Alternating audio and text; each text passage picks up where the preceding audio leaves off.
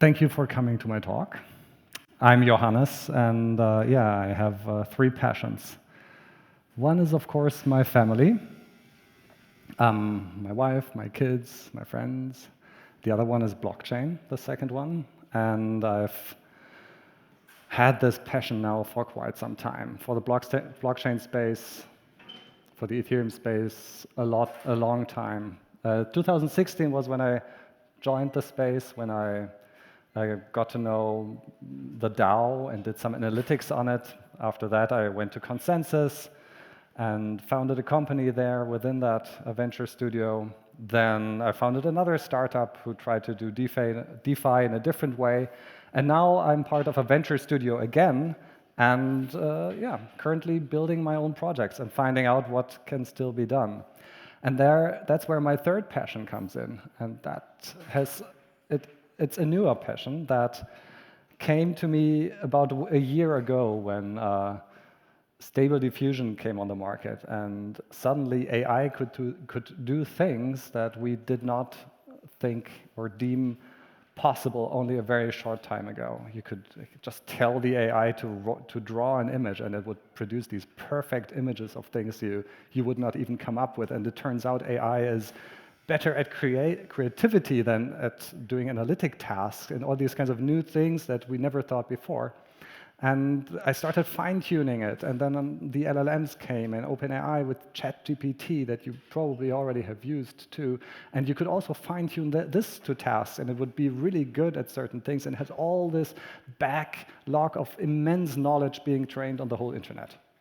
So now I had these two passions, and of course what people do is that they try to bring their passions together. And what can you do with AI and blockchain?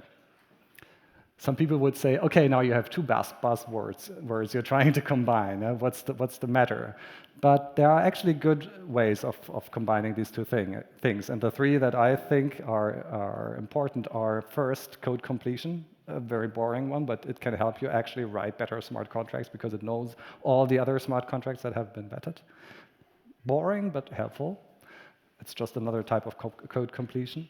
And then there is security. Because of all the background knowledge of these language models, and they can also be fine-tuned, especially on smart contracts and their security, they have an intuitive understanding of security.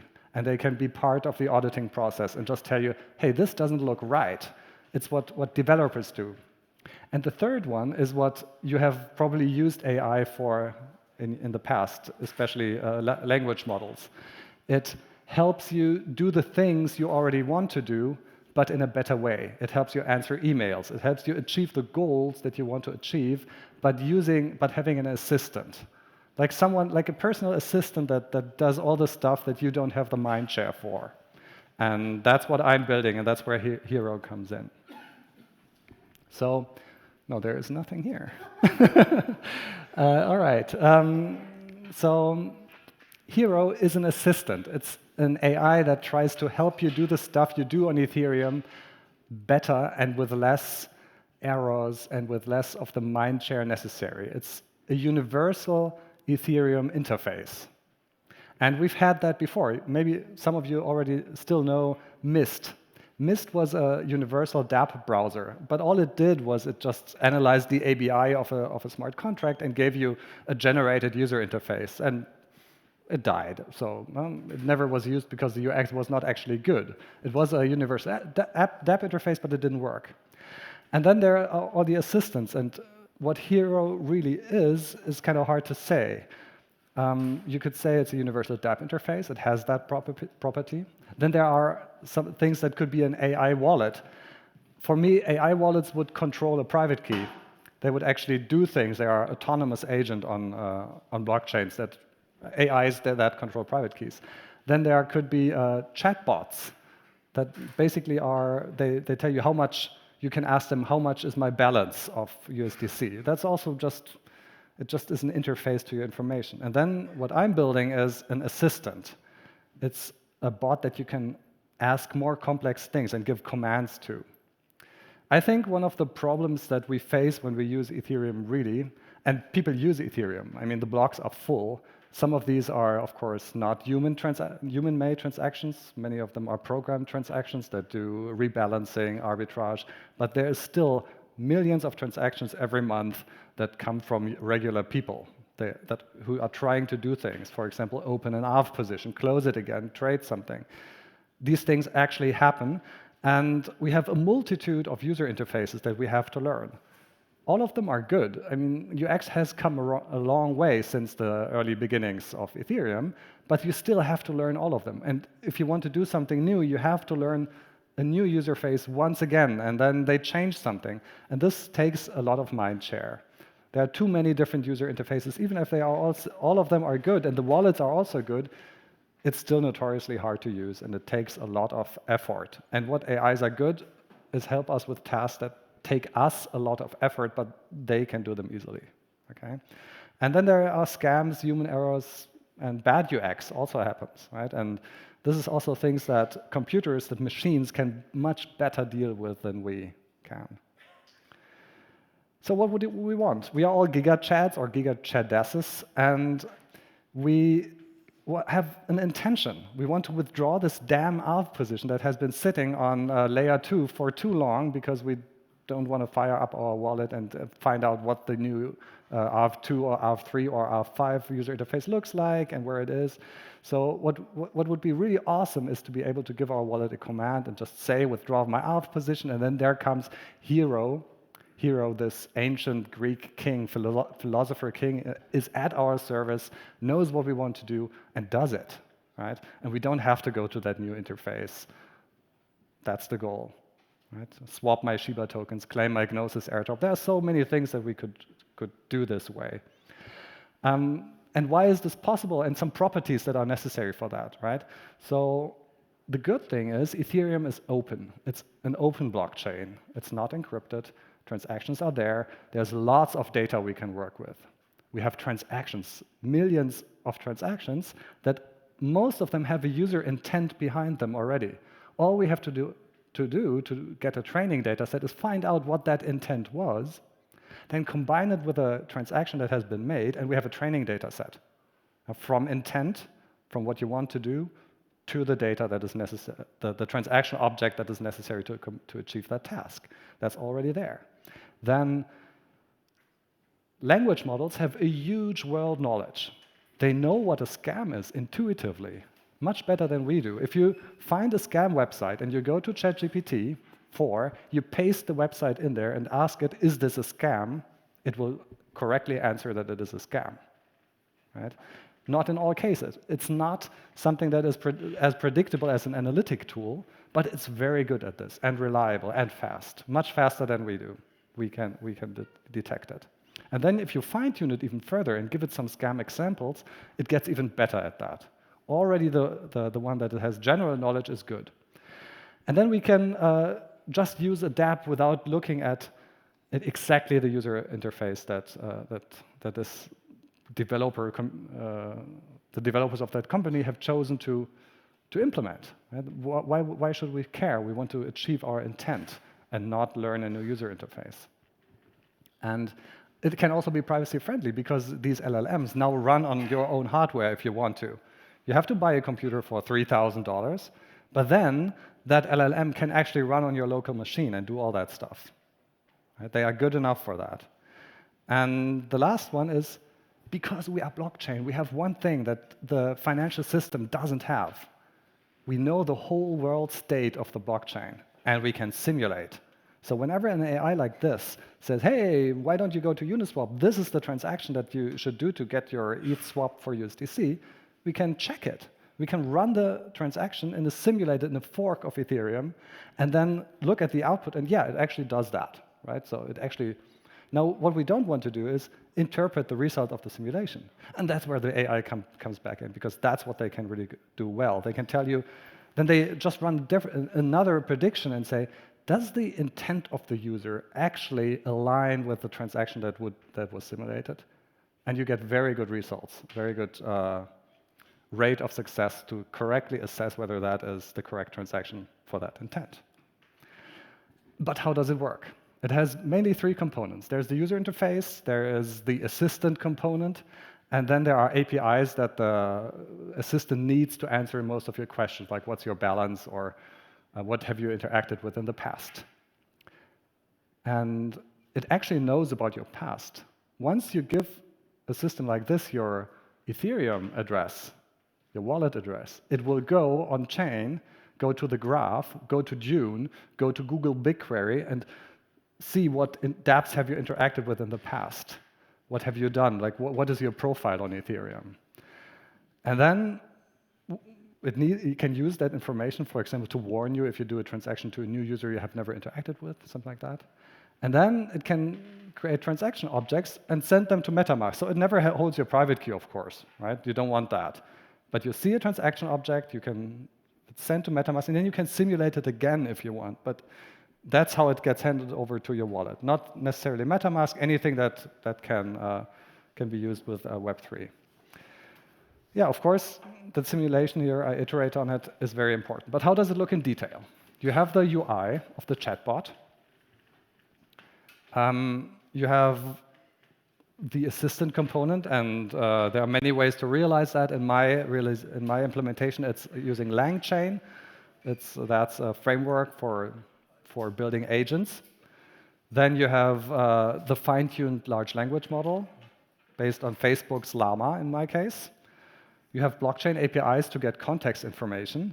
You have the wallet, and you have a simulation service. Those are the major components the system is comprised of. And if you actually ask the system something, this is how it works in practice, right? See if this is not visible. Why would you have a laser pointer if you don't see it? Nope. OK, I will just point. So first, you give your address, right? From that point, you haven't even started the conversation, but the chatbot in the background already gets information. It goes to all these APIs, it gets your on-chain history, and it compresses it into a format running several LLM loops that is vector-based and compresses the information it has about you, of your on-chain activity, in a digestible format for an LLM, right? Then the third one is actually you interact first. So that happens in the background once you just log in, basically, or open the website. Then you ask swap 1 ETH for USDC, and it goes to the LLM, and the LLM gets this and gets the command to create a task list of what you would have to do to achieve this goal, right? Then that would be go to Uniswap, not go to Uniswap, but create a transaction object that would initiate a swap on Uniswap, or find out what exchange the user wants to use. And it has all these context here and knows you have used Uniswap in the past, so it will not even ask you, because you have done these swaps in the past. If you have never done anything in the past swapping, it will ask you what exchange do you want to use. More on that later. My time is running out. Then it makes a transaction object, and before it sends it back to the user, it actually simulates it on a service like Tenderly, where you can simulate transactions. And only if that transaction object runs and seems to match with the user intent, it gives it back to the user and asks if it actually wants to send it to MetaMask. That's the main process of how the system works. Okay?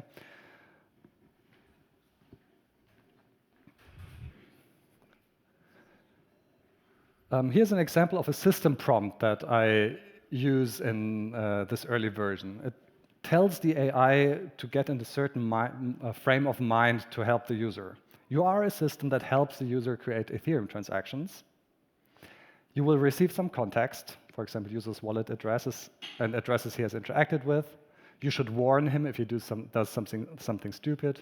If you need further information, for example, what exchange to use, ask the user, right? He can give you more information. And provide the response object in the following format. This format is very condensed, but it's enough to create a transaction from. The rest of the fields, like gas amounts, these are derived from the current chain situation. You need from, to, the value, if applicable, and the input field, which contains the functions in a smart contract that are actually called. Okay?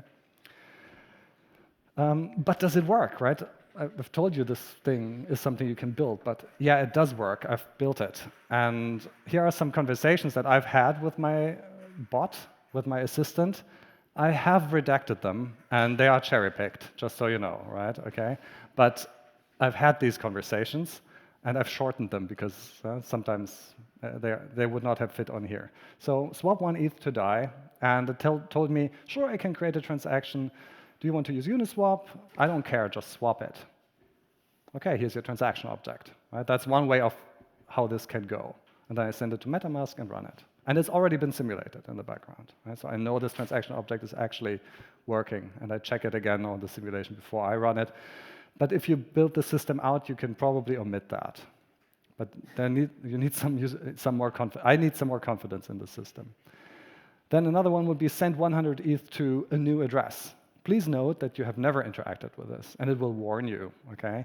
And then you, as a user, say, okay, can you make some checks? And it checks. It tells you 100 ETH is maybe not what you want to send because it's really much of your net worth. The target address is something you have never interacted with, and it's also an address that has never been used, never received anything. Maybe you have a typo. These things are easy to deduct for LLMs, actually. They are hard for us, but they are easy for LLMs.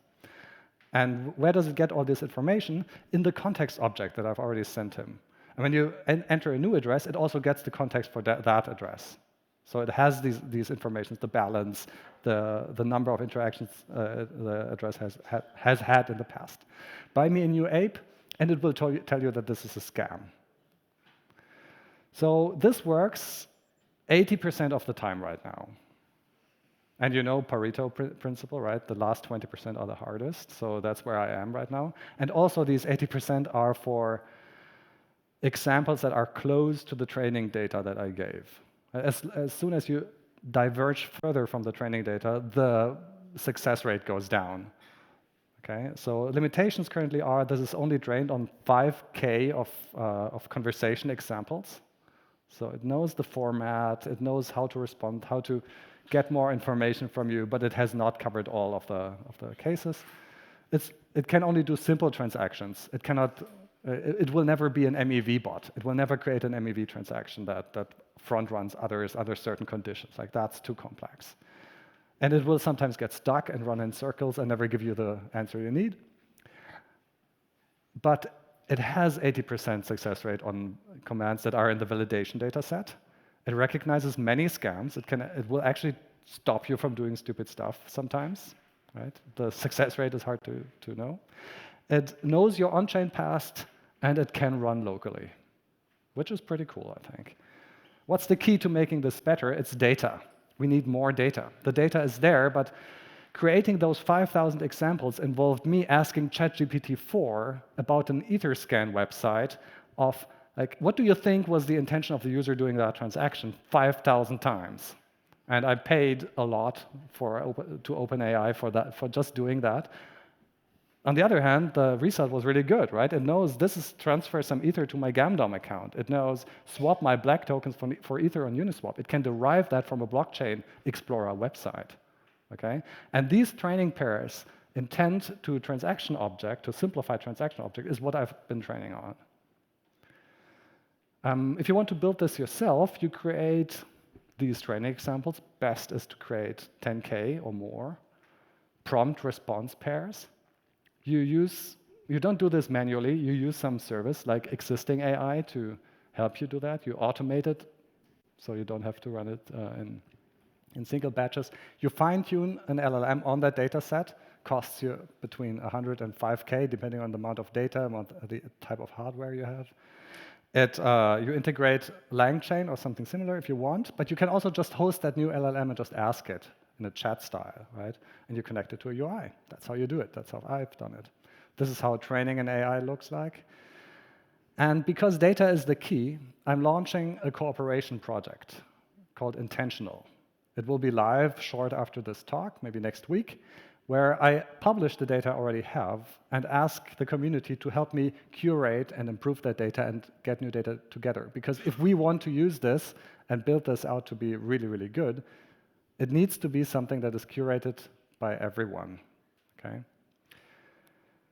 So thank you for coming to my talk.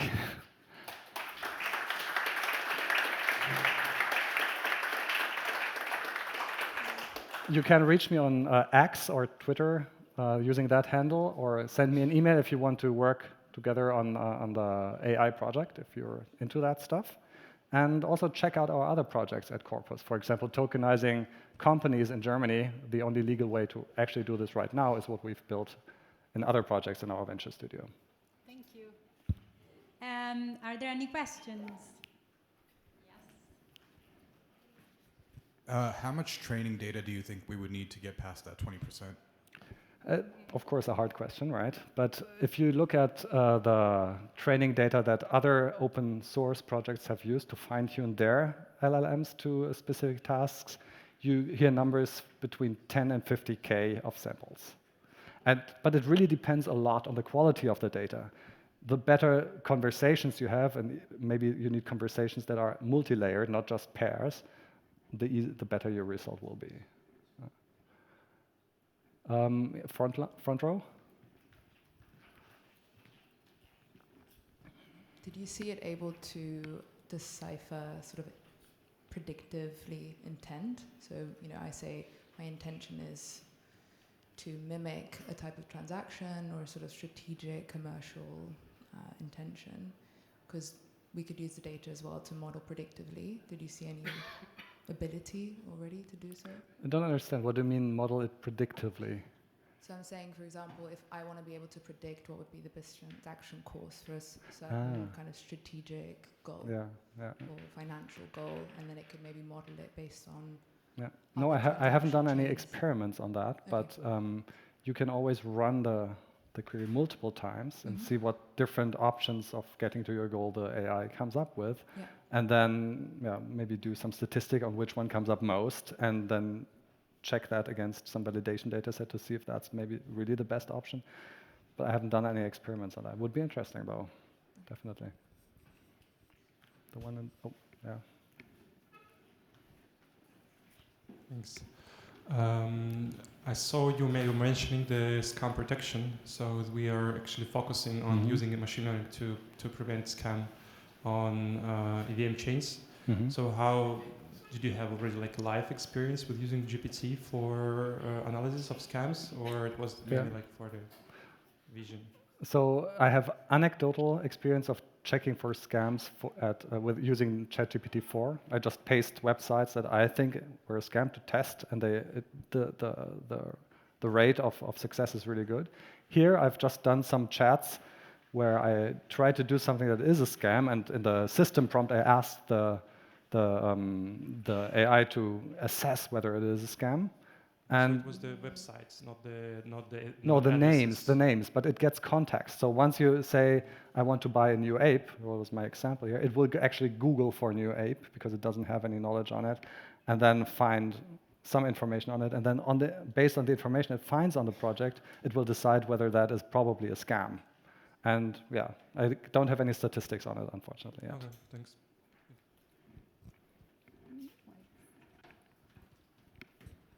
Thank you, very interesting talk. I was thinking, is it possible to use the system for bad purposes? Like, can you ask the bot to construct a transaction that drains a specific address? Or if I'm an attacker who is targeting you, I can take your address that I know for some sources and say, okay, create a transaction that like looks innocent but actually drains all the money or something like that. Absolutely, you can do that. Scary. Right, I mean, where this leads is to the alignment problem, right? But in this stage of the project, I'm not looking at alignment at all, right?